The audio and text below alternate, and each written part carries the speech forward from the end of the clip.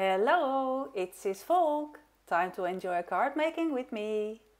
As you might have seen in my product video from Alinacraft, I've got some beautiful hot foil products to work with. If you haven't seen it, check my channel Cisvolk. The link for the video is provided below. I have been playing with hot foil a lot these past days and found things out that I wanted to share with you. Alinacraft's hot foil come in small plastic tubes, which are pretty handy.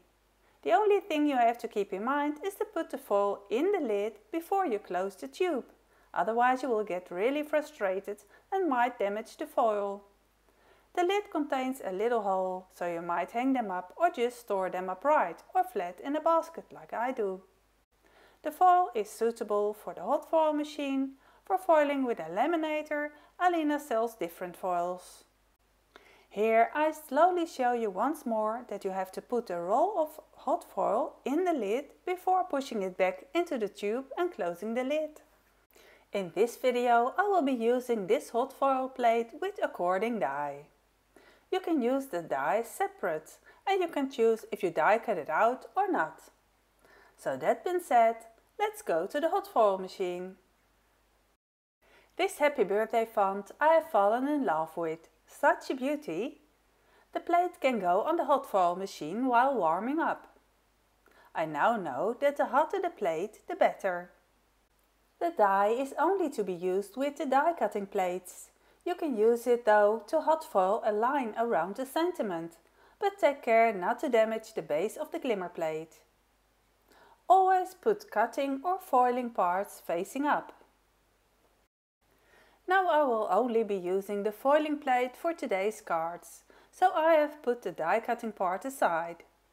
I will be making another video on hot foiling, but don't be disappointed if you don't have a foiling machine. I also share card making tips for you if you don't have all this fancy stuff.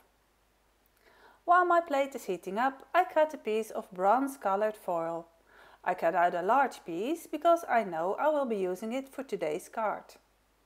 Normally I would be a bit more economical with it.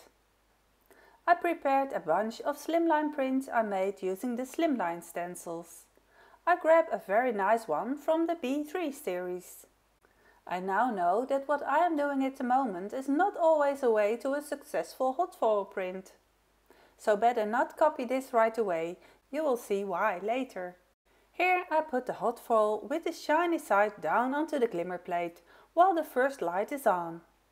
I also foil onto an already ink blended piece of paper. I put the paper down and put the spacer pad and the shim on the machine. I don't use an extra paper shim, which I regret because although my paper was very smooth, it was also thin and needed a bit more pressure. With all this on the hot glimmer machine, I now press the button, wait for it to heat. And now the problem starts. That is what you might encounter as well. The plate will shift, because it is hard to get it out of the hot foil machine.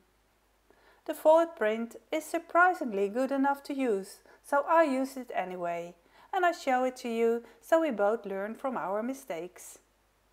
I run it through the Spellbinders Platinum 6 die cutting machine and do this slowly and twice to hope to get a good impression, which is a good thing to do. The reveal is always an exciting part, especially with an already nicely blended background. Well, you see, the color of the foil matched the ink beautifully, but it isn't foiled completely, unfortunately. The problem is not the glimmer plate, but the amount of heat and the thickness of my sandwich. I will keep the rest of the foil for something different. Also an interesting experiment. Let's foil the same text plate again. And let's try another color. This is the champagne color foil. The roll of foil is attached with a sticker that can be removed easily and is not needed to put back. The foil doesn't unravel. The plate is heating up and in the meantime I cut a piece of this pretty champagne gold look color. Notice that this piece is way too big, but I use it for the next thing to come, or else use it together with a solid hot foil plate. The platform has heated up now. All 3 lights are on. Now I remove the platform out of the socket and make sure the plate is still laying horizontal. Then I put the hot foil onto the plate, pretty side to the plate. The platform is still hot.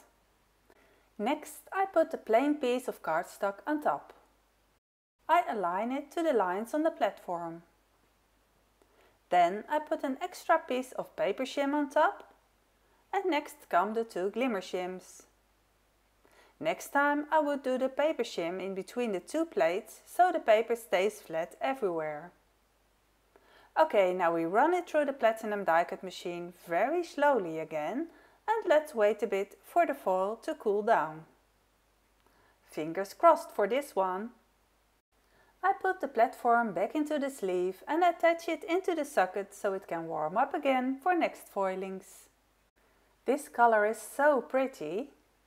Also, this does not have the perfect foiling, but I now see on the video that I did not run the sandwich through the machine twice.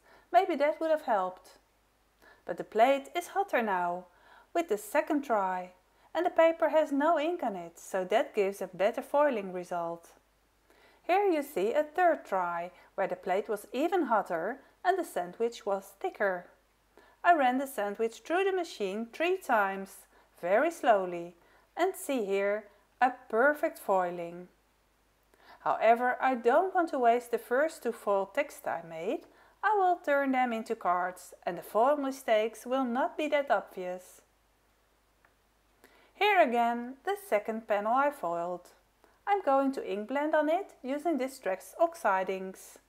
I wanted to make a replica of the other blended background I made before, but I think I forgot which inks I used. I now blend them with Distress Oxides. I used the colors Vintage Photo, Crackling Campfire and Black Soot to make coffee-like stains with this awesome stencil from the B3 series. I used Dome blending tool to blend the colors on the paper. I'm trying to figure out how I got this nice blend the first time with the other piece I made before. But then suddenly I remembered. I used Distress inks for the first one. And other colors as well. Just black memento for the black and gather twigs for the browns. That's all. Now I'm doing it with oxide inks. You immediately see these colors are more dull. Distress inks are more bright. All ink that comes on top of the foil can be wiped off and the shininess of the foil returns. Trying to solve my mistake, I come in with the Distress ink and blend some on top. No idea if that is a good idea, but hey, since it is already going wrong, why not try out some more? However, the image gets a bit darker from this trial, the brightness comes back, and that is what I like so much. Because I am blending with brown ink on top of the gold hot foil, the spots that are not foiled well are not so obvious anymore. And while the little perfectionist voice in me shouts out to stop, my creative and playful voice tells me to go on and just enjoy the process. Next experiment. Let's use Alinacraft double-sided tape to embellish the edges of the card before putting on the panel. I used the 8mm double-sided tape. There's 50 meters on a roll. Carefully I tape a strip around the border of the card base. I do my best to work as straight as possible and have a good overlap on the corners to both tape strips. This is necessarily to do because I'm not using this tape to glue a panel on, but to decorate the edges. I pull off the backings of the double-sided tape. Now I use the leftover negative piece of the foil and stick it on the double-sided tape. I've done this technique before with glitter, but not yet with hot foil. And now that I'm doing it this way, in the process I see what is beautiful and what is not beautiful, what works and what does not work. As I make 2 of the same cards, it is fun to try out 2 different ways. For this panel I stick the foil on and press it firmly with a bone folder. I found out that this way the foil gets pressed deeply in the tape and get a bit of a distressed matte look. Here the foil is still solid, and this way you work your way quickly around. But also when you use half foil parts, you can stick the foil on and stick again on the same spot with a fresh piece of hot foil. While I press with the bone folder, I notice that the stickiness of the double-sided tape comes through the hot foil, so you can layer more on top. Nevertheless, it stays a little bit sticky. I am not that fond of a distressed look, nor the stickiness, so I scratch on this border edge to make it more smooth and evenly. Now I miss the shininess of the hot foil. It is made dull now, though pretty. For the other card I would like to keep the shininess, so I'll leave the bone folder for what it is and just stick the hot foil on top of the tape. I stick the hot foil on the tape and only press it down with my finger. I keep going until everything is covered. This is even easier and quicker even when I have to do the pieces where there is text, and because of that open spaces more than once. There's a lot more shininess on this one, and it is more what I like, but both borders fit the foiled panels, so I keep going. Working with a solid piece of foil would be a lot quicker. It is only the frugal part of me that needs to use every scrap all the time. And you see, it works. It takes a little bit more time though. You can stick over and over until all parts are covered. It still has a bit of a distressed feeling over it, but it is shiny and I love this color, don't you? I now stick the both panels onto the card bases with the same double-sided tape. On the right side you see the distress ink blended panel, which was foiled after ink blending. I place it on the distressed hot foil border, the one which was rubbed with the bone folder. On the left side you see the oxide ink blending with a bit of distress ink on top. This panel was hot foiled before ink blending. I placed it on the card base with the glimmery foil edge, the one I gently stuck on. Both have positive and negative options. A positive point for the both is that you don't see blending mistakes that much when blending with brown and give it a distressed look. I think foiling first and blending second is better for the foiling result, but I must try this out more to be completely sure. Sticking foil on double-sided tape with a bone folder gives a matte look, but the border stays a bit sticky, so I don't recommend this. I do recommend to use your leftover foils for making such borders, or maybe other stripes on your cards. This is the one where I just gently put on the leftover foiling. It is not sticky anymore and looks more shiny. In real life the shininess is even better than on camera. It is the way the light shines on the foil. Remember that I foiled the right sentiment with bronze foil and the left one with champagne color. Both borders are foiled with the champagne color.